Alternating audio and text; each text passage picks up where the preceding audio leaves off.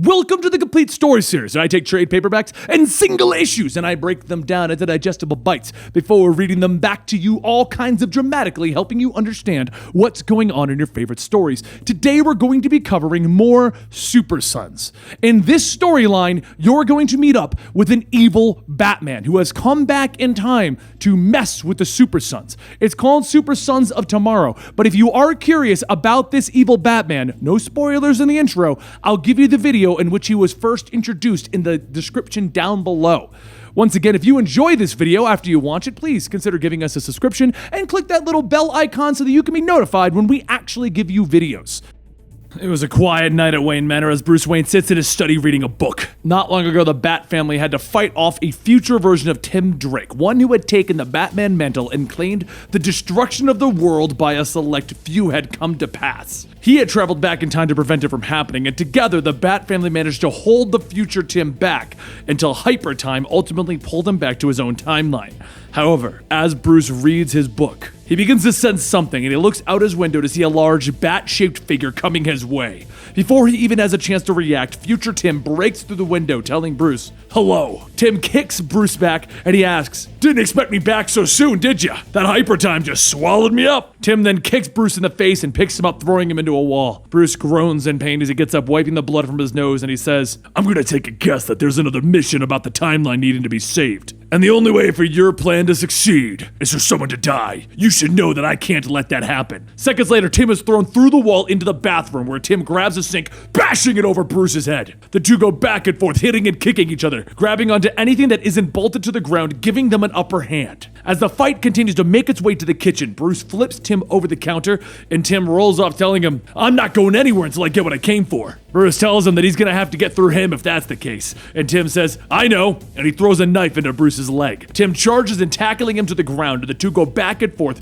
grabbing onto whatever they can get their hands on, hitting each other over and over again. As Tim falls down the stairs, Bruce takes out a knife, throwing it, cutting the wire to the chandelier. The weight of the chandelier causes it to fall fast down onto Tim, and as Tim pulls his arm back out, he's holding a gun. Bruce looks at the gun and says, "Even if you're from another timeline, shame on you for." But before Bruce could finish, there's a loud blam, and Bruce falls to the ground. Once Tim pulls himself out from under the chandelier, he takes Bruce's body and he drags it to the Batcave, telling him, "You have to learn a great deal skipping through time." Tim opens up a chest filled with several boxes, each with the symbols of the Justice League members. Tim says, "One thing that I learned is that Batman's paranoia will be his biggest advantage. Next stop, Arctic." A short while later, Clark looks over his Fortress of Solitude, picking up pieces of the statues that Mr. Oz had recently destroyed. He tells Kellex that thankfully the pieces are large enough that they can be put back together, and Kellex tells him that he'll assist him in doing so. As Superman gets to work fusing the statues back together, Kellex gets a reading that they have an intruder.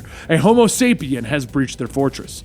As Kellex goes to handle the intruder, Tim begins shooting at him. However, before Tim could do any damage, there's a red blur, and Superman grabs Tim, throwing him into the wall. Superman spits out a bullet that Tim fired, and Tim tells him, "Ha, those bullets were specifically made to put at least a little pause in your step." And Superman says that guns are a dead giveaway, that you're not my Batman. That and your suit specs are different. Tim gets back up, telling him that there have been some modifications. Physiology dampener and vocal disruptor. But before he could finish, Superman smacks the vocal disruptor off, telling him, "You're Tim Drake, but older. Another timeline?" Tim tells him, "I could tell you where I'm from and when, but then I would have to kill you. All I came here to do is to make sure that you won't prevent me from completing my appointed mission." Superman asks, "Who appointed you?" And Tim fires 2 missiles, stating, "That's none of your business." Superman easily blasts the missiles with his heat vision, and as the smoke clears, he sees Tim operating one of the Kryptonian battle armor suits. Superman asks, "How could you control it?" And Tim punches Superman, telling him, "Superman from my world taught me how to read and speak Kryptonian." Tim then starts to step down onto Superman, and he grabs him, throwing him outside, stating, "Connor worshipped the ground that you walked on. If only he could see you now." Tim begins to climb out of the hole that he threw Superman out of,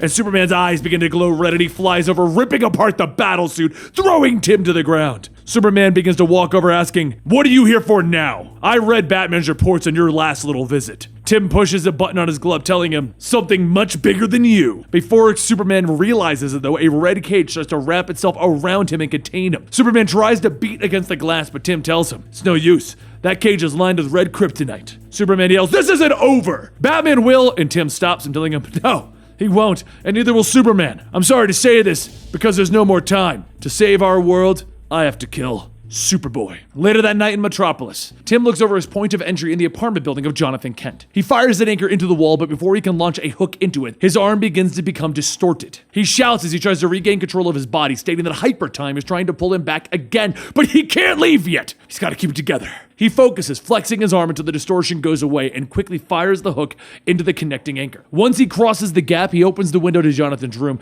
jumping and firing 2 tranq darts into the bed. Tim then grabs the blanket so that he can secure Jonathan, but as he pulls back, he sees that Jonathan is already gone.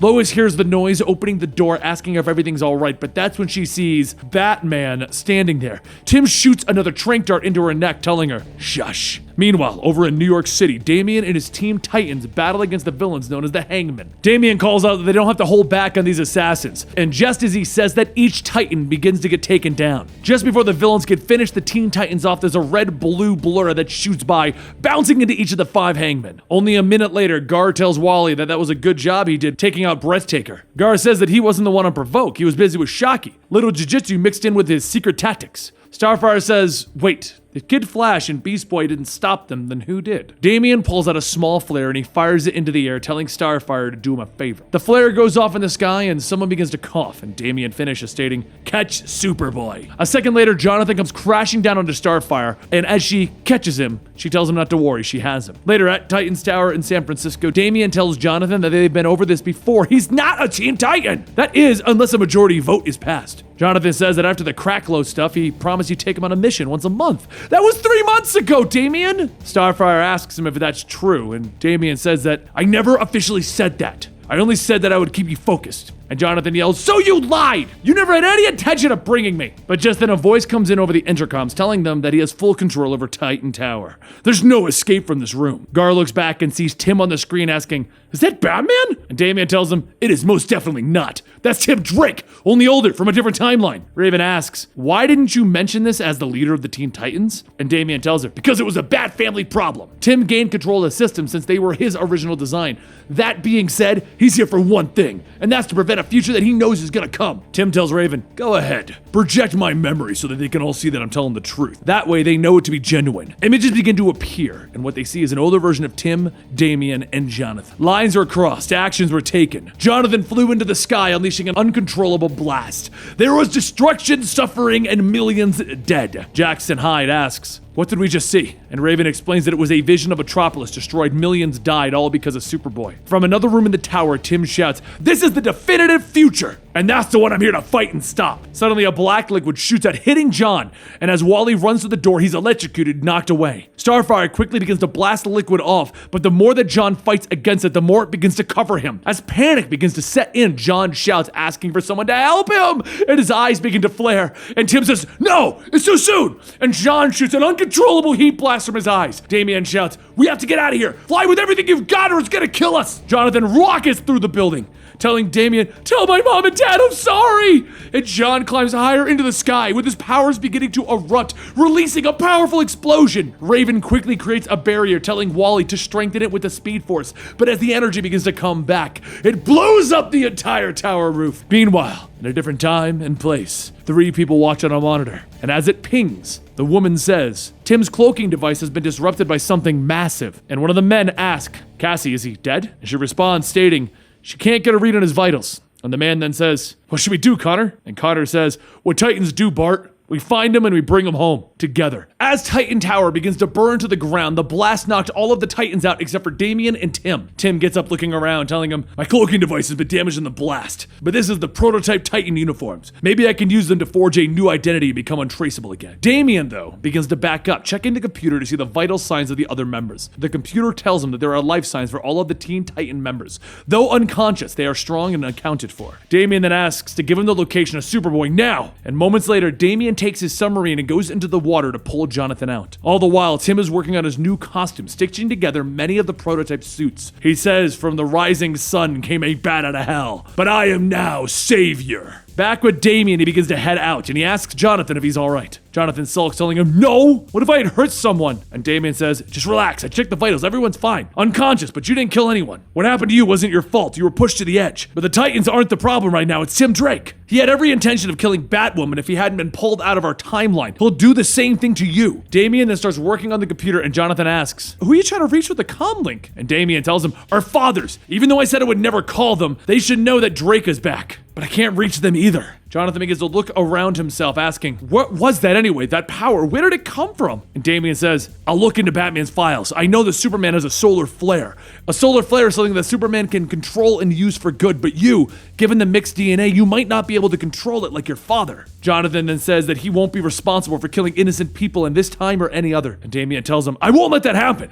I'm gonna keep you safe, John." John tells him, "Thanks." And Damian asks, "Friends are supposed to help each other, right?" And Jonathan says, "I thought we were just partners." And Damian tells him, "Shut up." Later at Titans Tower, Wally runs through the entire building looking for Damian and John, but he only finds a note stating, "Give me time," signed R. Raven tells him that she could have told him they weren't there. That and Tim Drake is also standing directly behind them. As everyone looks back, they see Tim as savior, with his guns pointed right at them, telling him, "I'm willing to talk." Raven tells him if he says so, he could holster his weapons. Even though they're from different timelines, they still share an emotional connection. Tim tells everyone, "We don't have much time. There isn't much left of my suit after Superboy went all Kira on us. So from here on out, call me savior. But as you can see, I'm not the bad guy here. The scariest thing that you all witnessed was just a small representation of what Jonathan Kent is capable of when pushed." And Jackson tells him, "Yeah, from the looks of it, it was you doing the pushing." Tim says, "That's right, and he barely knows me. Imagine what would happen if someone close pushed him. I've seen it. Thanks to Raven, so have you. Even Robin did, and he chooses to keep Superboy away from us." And Starfire corrects him, stating, "No, from you." Tim tells her, "No, I mean them. If we don't do something, there's going to be a future generation unborn due to what Superboy does." Wally then asks, what does he mean by do something? And Tim calmly tells everyone, "We have to terminate him." Starfire tells him to say the word.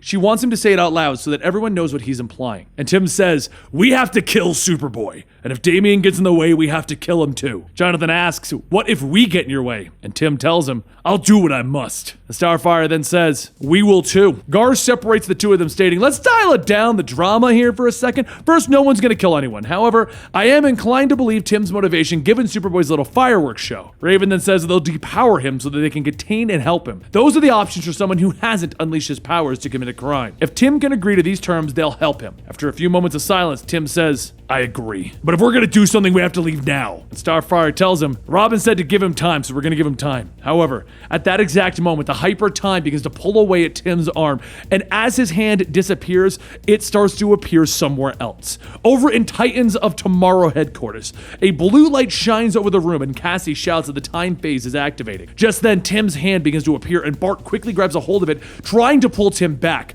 However, as Bart pulls, he tells everyone that it's pulling them in, and in the current time, Tim shouts in pain, telling everyone that the people from his time are coming for him. Starfire wants to give Damian time, but we don't have it. "We have to do something now, Raven." Gar yells that they need to help Tim. They have seen his cards. Once they get Superboy, they'll sort this all out. Starfire sees Raven focusing her power and fires a blast, telling her not to do it, but as Raven opens up her eyes, she says she has to. In a flash of light, Raven disappears with both Gar and Tim, and Wally says that they did it. They're gone. And Jackson tells them not to worry. Superboy gives off a distinct energy signature, and they're surrounded by water. And when he looks into the water, he can find exactly where Damian and Jonathan are. After searching in the water, Jackson follows the trail left by Jonathan's energy and finds an underwater structure. Jackson radios back that he's at the location where Damian took Jonathan, so when they're ready, hit it. Up above, Starfire and Wally hover in the Titans jet, telling them that they're coming in hard and fast. Meanwhile, over in Damian's makeshift hideout, the computer warns that there's an incoming attack. He yells at the computer to arm itself with non-lethal weapons. Take out whoever's out there! And seconds later, Starfire aims the jet down, flying it into the water, crashing into Damian's hideout. Once the jet is lodged in without leaking water,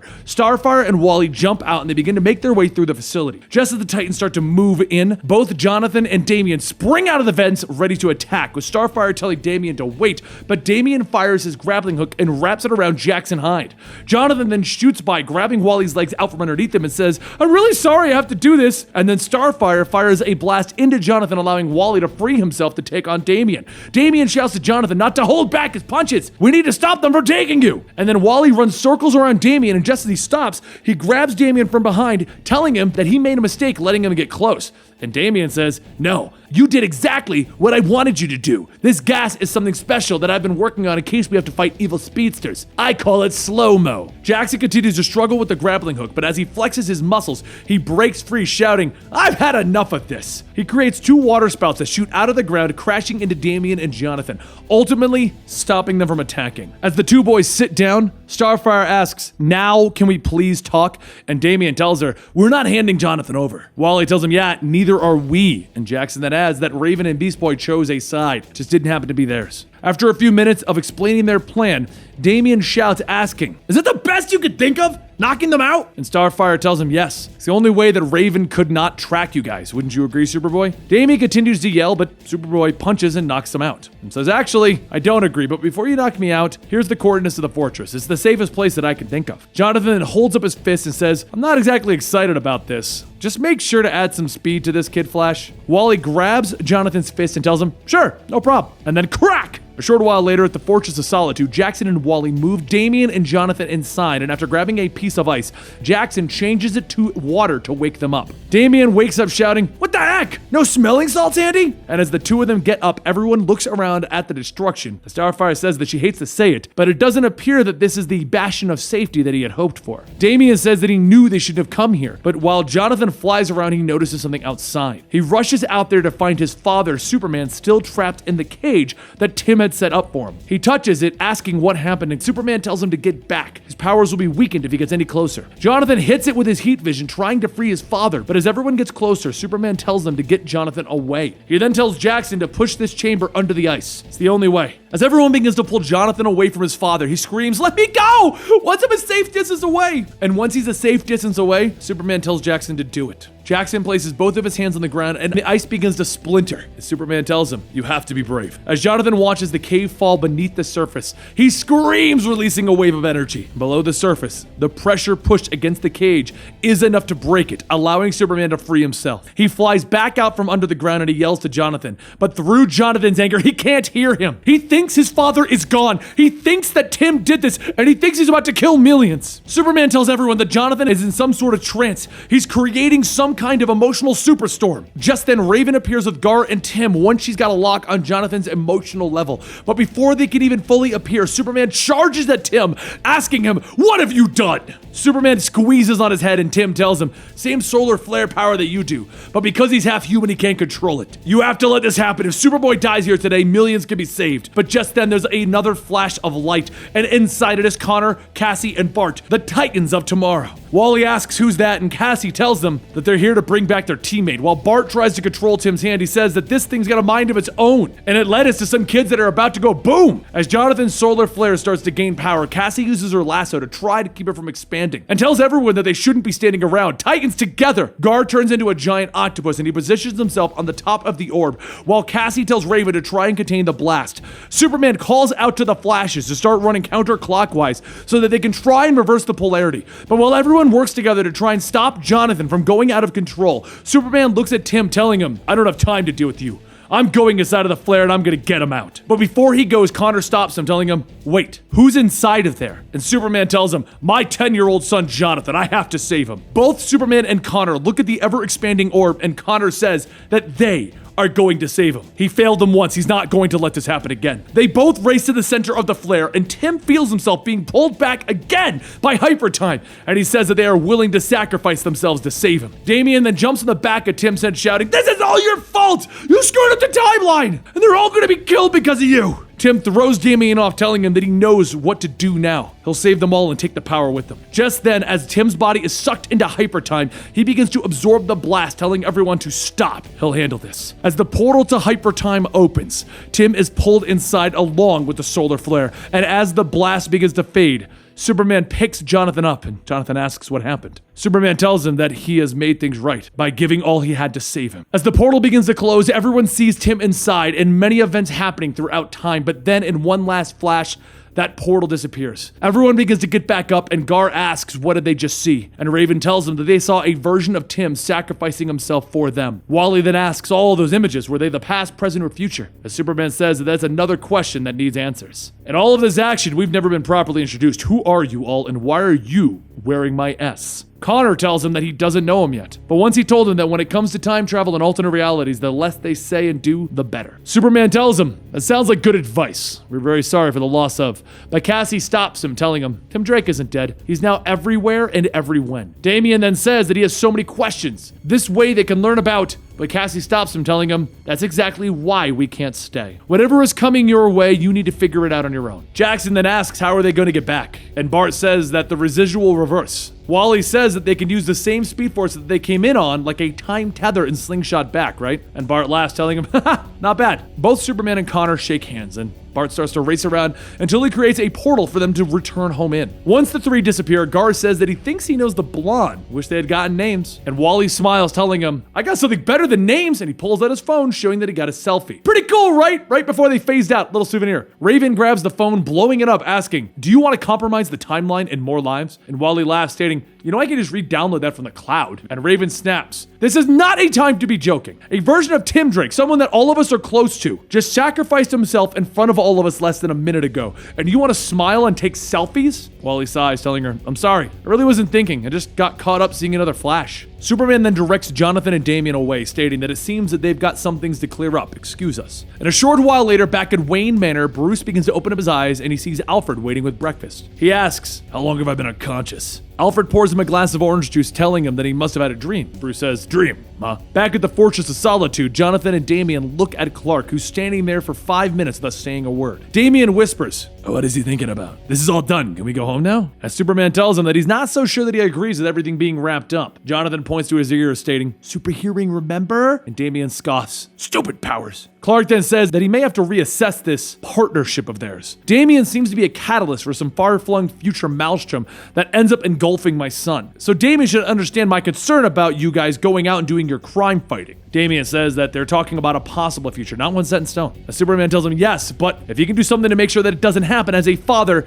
he will stop. But Damian stops him and says, look, Jonathan's possible future is already altered the minute that Tim absorbed the solar flare. So I can swear that I will never put Jonathan in harm's way. And Jonathan says, that's right. Just like I'm going to protect Damian and whatever the world has in store for his possible future. So there's nothing to worry about, Pop. Staying close to Damian, being a friend in good times and bad is the answer. Not pushing him away. We're only going to learn by making our own choices. Superman smiles, asking, when did you get so smart? And Jonathan tells him, maybe it's because I listen to what you and Mom have to say all the time. As Damian and Jonathan head back outside, he asks Starfire what's going on, and she says they need to have a meeting and talk about what just happened. Xavier fractured them easily. It's important to speak about their feelings. And Gar says that it'll be hard since the tower's kind of blown up. And Jonathan tells him that he's really sorry about that. Superman says, don't worry, you can have a temporary headquarters until you get things back up. Initiate Justice League headquarters transport code for 8 on my mark. Seconds later, everyone is teleported away and Superman welcomes everyone to the Justice League headquarters. Their meeting table is theirs to use, and he'll be in the monitor room if they need him. All of the Titans walk over to the meeting table, and as Jonathan walks away, Damian slams his fist down, stating, meeting's called to order. I move that we put Superboy up for vote to be a half member of the Teen Titans, later to be recognized as a full member when he turns 13 years of age. Before everyone can vote, though, Jonathan runs back, stating, I'm sorry, I overheard, but is there anything I can do to convince you? And Damian gives him a thumbs up and says, that won't be necessary. Jonathan smiles, stating, okay, I'll let you get on with it then. Just then, Bruce walks up telling Damian that he would like a full report on everything that just happened. And what are you voting on? Damian says, whether or not Superboy can join the Teen Titans. Bruce tells him, everyone go ahead and give me a show of hands. Damian puts his hand up, but no one else does. And Bruce says, the nays have it. Sorry, Superboy. Starfire tells Jonathan that it's not about him. It's about how much they have to figure out about themselves. And Jackson adds that they really need to work on them as a team more than anything else. With Jonathan sighing, stating, right, I'll see you later then. As Jonathan walks away, Damian runs over stating that he's sorry about that. And Jonathan tells him, it's okay. Thanks for having my back, though. And Damian says, hey, what are partners for? And Jonathan asks, friends, right? And Damian asks, friends? You just had to ruin it, didn't you? And Jonathan says, sorry. But Damian pats Jonathan on the shoulder, telling him, don't be. And there you have it. Super Sons of Tomorrow! Sorry it took so long to get to this video.